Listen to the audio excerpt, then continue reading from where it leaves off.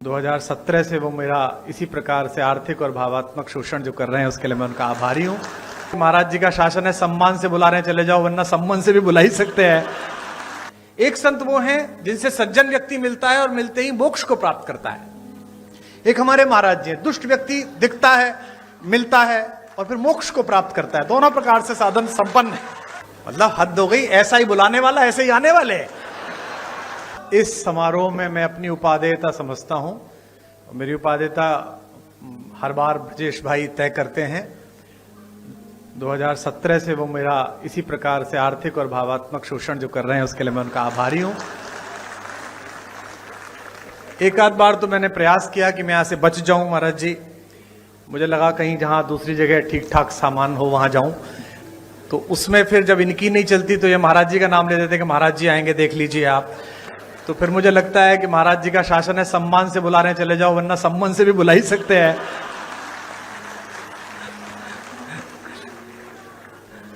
हमारे मुख्यमंत्री जी पे इतनी चर्चा होती है, मैं पूरे भारत में जाता हूं, इतनी चर्चा होती है। लोग कहते हैं कि वे तो संत हैं, वे तो पीठाधीश्वर हैं और शासन, और हमारे यहाँ जो घटनाएं होती रहती हैं, अपराध मुक्त जो प्रदेश हुआ। तो मैंने लोगों से कहा कि देखो, संतों का काम ही होता है। दो प्रकार के संत हैं। एक संत वो हैं जिनसे सज्जन व्यक्ति मिलता है और मिलते ही मोक्ष को प्राप्त करता है।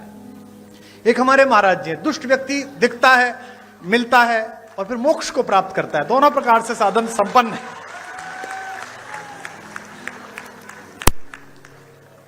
और आवश्यक भी है, क्या करें, देश ऐसी स्थिति में आ गया है। पहले डॉक्टर्स RX लिखते थे, वो RDX लिखने लगे हैं, क्या करेंगे आप। तो ऐसे समय में तो बहुत आवश्यक है। आदरणीय रक्षा मंत्री जी ने बड़ा उल्लेख किया। मेरा सौभाग्य रहा कि अटल जी की कृपा, उनका स्नेह मुझ पर भी रहा, और वो लगातार अपने घर पर एक गोष्ठी करते थे जिसमें रक्षा मंत्री जी की उपस्थिति होती थी, आदरणीय दिनेश भैया की उपस्थिति होती थी। तो पार्टी के सभी लोग बैठे हुए हैं आज यहाँ पर, बहुधा पार्टी के ही लोग हैं। तो तीन प्रकार की पीढ़ियां पार्टी में आ गई। एक अटल जी की पीढ़ी थी जिसमें आदरणीय अडवाणी जी, जोशी जी, वो एक पीढ़ी थी। फिर आदरणीय रक्षा मंत्री जी की, प्रधानमंत्री जी की एक पीढ़ी आई। अब एक तीसरी पीढ़ी हमारे यशस्वी मुख्यमंत्री जी की, देवेंद्र फडणवीस जी की। तीन पीढ़ियां लगातार काम कर रही हैं और तीनों के दृष्टिकोण में अंतर है। अटल जी कहते थे कि आपके घर पर कोई कूड़ा फेंके तो आप स्वयं साफ कर दो। मोदी जी की, राजनाथ जी की पीढ़ी कहती है कि आपके घर पे कूड़ा फेंके तो आप उससे ही साफ कराओ।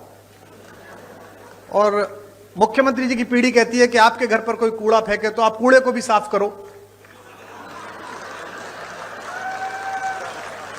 आप में से कुछ कम लोग समझे, इसके लिए मैं आपका आभारी हूं।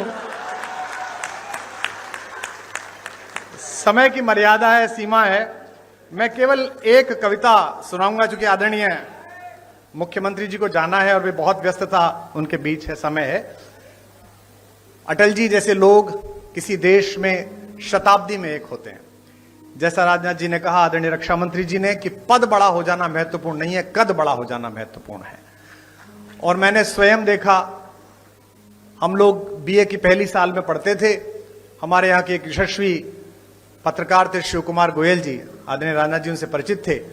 अटल जी उनके साथ वंदे मातरम में संपादक थे, वे सह संपादक रहे थे।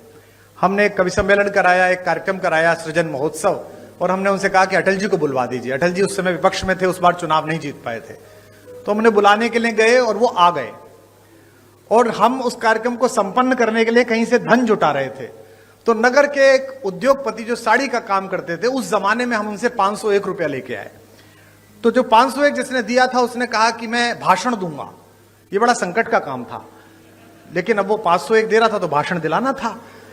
तो वो अटल जी का प्रशंसक था। वो खड़ा हुआ और उसने कहा, मैंने कहा तुम ज्यादा मत बोलना अंकल जी, थोड़ी देर बोलना। बोले बस मैं 2 लाइन पढ़ूंगा। और उसने खड़े होकर कहा कि आज अटल जी आए हैं, बस मैं ये 2 पंक्ति पढ़ना चाहता हूं कि शहीदों की चिताओं पर लगेंगे हर बरस मेले। वो अटल जी के लिए कह रहा। अटल जी बहुत ठाका मार के हंसे, लेकिन उस आदमी के संकोच को जो पूरा मंच से घूर रहा था, उसने ठाक से दूर किया। और जब भी मैं उनसे मिलने के लिए जाता था, दर्शन के लिए मिलने जाता था, प्रणाम करते थे, उन्हें बाप जी कहते थे, तो अक्सर पूछते थे, अरे भाई उनके क्या हाल है जिन्होंने मुझे जीवित शहीद बनाया था, वे कैसे हैं। तो वह बड़ा कद होना कि आप किसी बात का बुरा ना मानो, आप सदाशयता से लो। लखनऊ वालों, आपका सौभाग्य है, आपके संसदीय क्षेत्र का सौभाग्य है कि यहां से अटल बिहारी वाजपेयी जैसे कीर्ति पुरुष ने संसद में शोभा बढ़ाई। और आज मुझे अपनी तालियों के बीच यह कहने की अनुमति भी दें कि अगर एक राजनीतिक विचार का विश्वविद्यालय है अटल बिहारी वाजपेयी, तो इस समय भारतीय राजनीति में उनके सच्चे प्रतिनिधि आपके इस समय के सांसद हैं, जो उसके कुलपति हो सकते हैं, जो आदरणीय रक्षा मंत्री जी हैं। मैं एक कविता सुनाकर अपना स्थान लूंगा। आप बहुत दूर से आए हैं, मैं क्या करूं, घर जाऊं तुम्हारे? हाँ, मतलब हद हो गई, ऐसा ही बुलाने वाला ऐसे ही आने वाले। इतने बड़े बड़े भाषण सुनता हूं, आज बजट का भाषण में सुन रहा था मुख्यमंत्री जी का, बजट में ये हुआ, बजट में ये हुआ। मैं पूरा भाषण इस चक्कर में ही सुन गया कि इस बार बजट में हमने ब्रजेश पाठक को पैसे दिए कि कुमार विश्वास को दिया करो। लाइन ही नहीं आई वो वाली, बाकी सब आई, एक लाइन नहीं आई। उसके बाद मैंने बंद कर दिया, मैंने कहा अब खत्म है, अब चलो, अब जब मिलना ही नहीं है।